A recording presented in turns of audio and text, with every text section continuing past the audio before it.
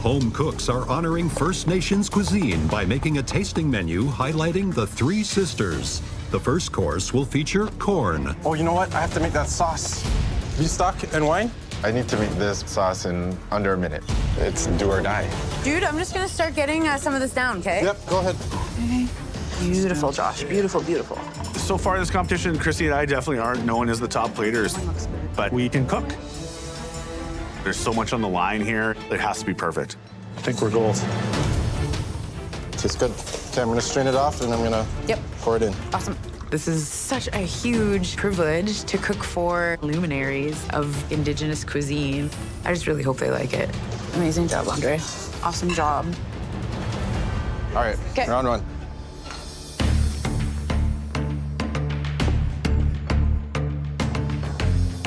So what you have in front of you from the blue team is a corn chowder with smoked cheddar and corn fritter. And from the red team, a pemmican-inspired bison with corn. So please enjoy.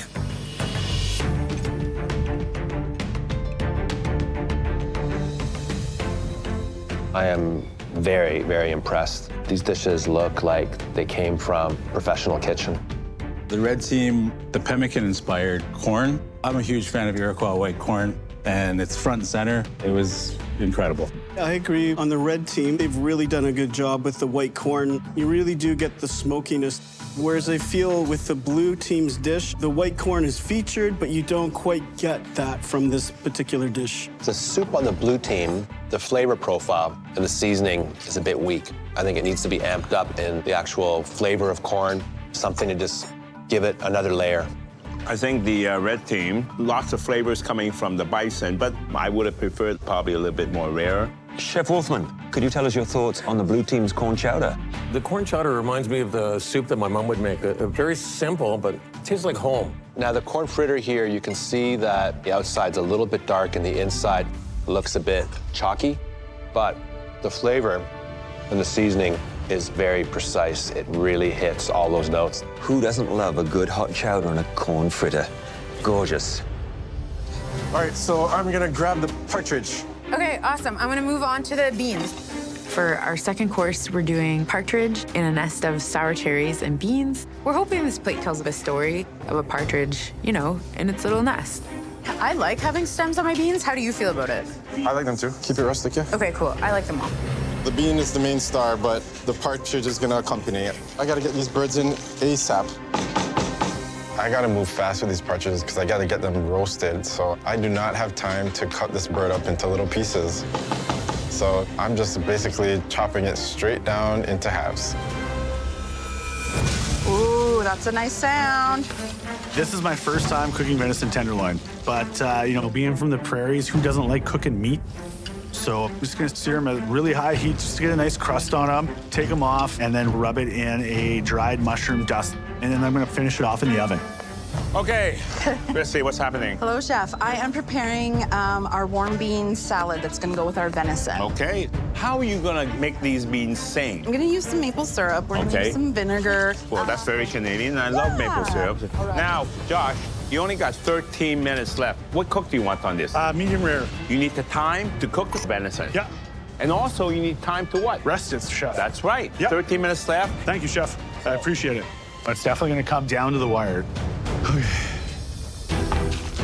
I'm going to literally treat these beans as though they're like a steak and like butter baste them. Oh yeah, perfect. The treatment we're giving to the beans is to butter baste them to really kind of bring out their more like earthy elements. No, I like them whole, man. Yeah, no, I like them too. I love the great outdoors. One of my fondest early food memories is fishing with my dad. He passed away when I was 20. Being here and using all these really special ingredients and just seeing how far I've come, he would have loved this. 4 minutes! You only have 4 more minutes left! Josh. Yes, Chef. How's the venison doing? Come on, you gotta rest it. I don't want to pull them out until they're exactly perfect, and I know it's not exactly there yet. Just a little underwear on it. Josh? Yeah, I'm coming. Start plating. Okay. We are running out of time, but we cannot serve these guests and these judges undercooked venison. It has to be just right. Okay, I'm gonna pull these out in like a minute, okay? It's almost there. So I'm just praying that this works out for me. We gotta start slicing. Yeah. Trying to give it as much time as possible to rest. But at this point, I have no more time. We gotta get this meat cut and get it on the plate. It has to go. I gotta just do the sauce part. Okay. I got the rest of it. Oh, do they look good? You got this. I've never cooked a partridge before. I definitely do not want to let my team down. Thanks very much, you guys. Woo!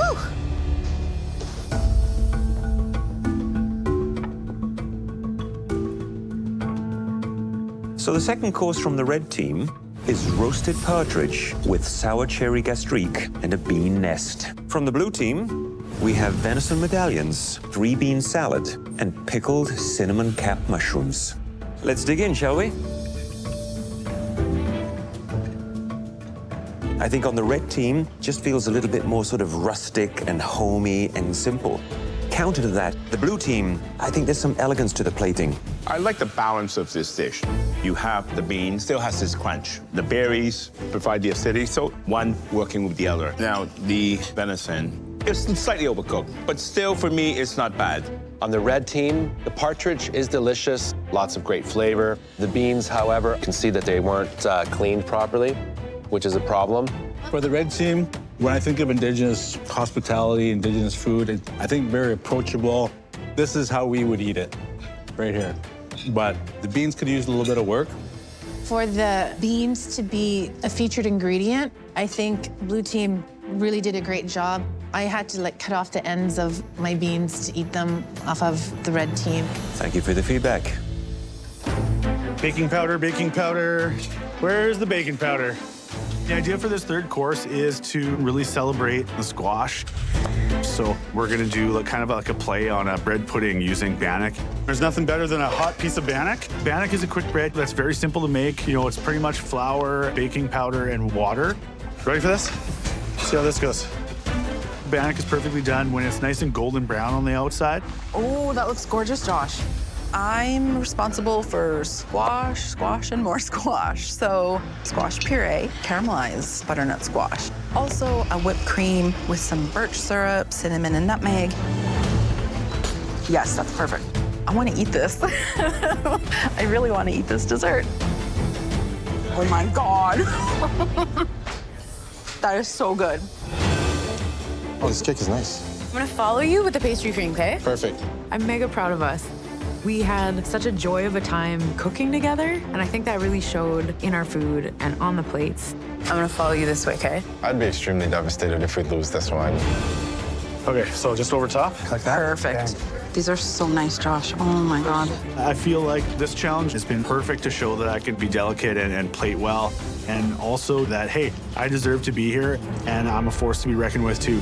You thought these big hands would be using flowers, right? All right, thank you, guys. Yes. Good job, guys. Good luck tomorrow on the pressure test, red team. Boom, mic drop, I'm out.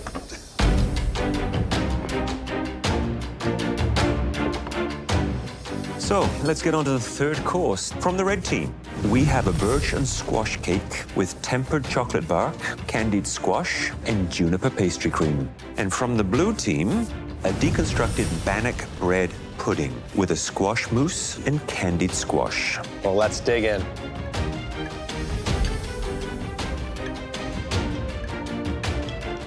What I first of all notice is the plating styles have flipped. The red team has gone with a more sophisticated plating, whereas I felt their bean course was much more rustic. On the blue team, plating is much more sort of homey and simple.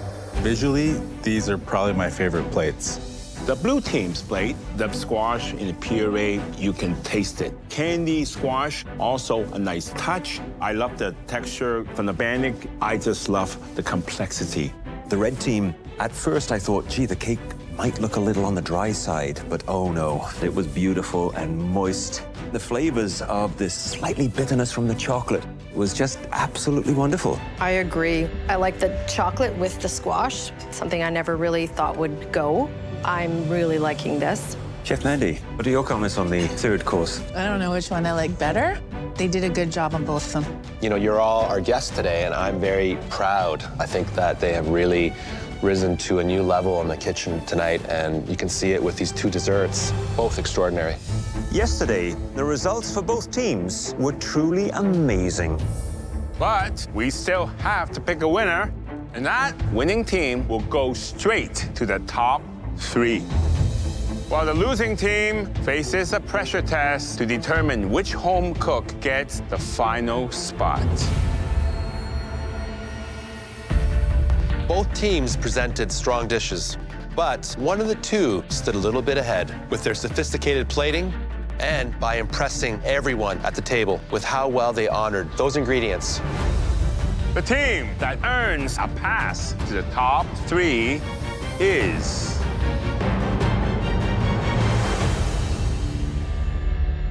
the red team.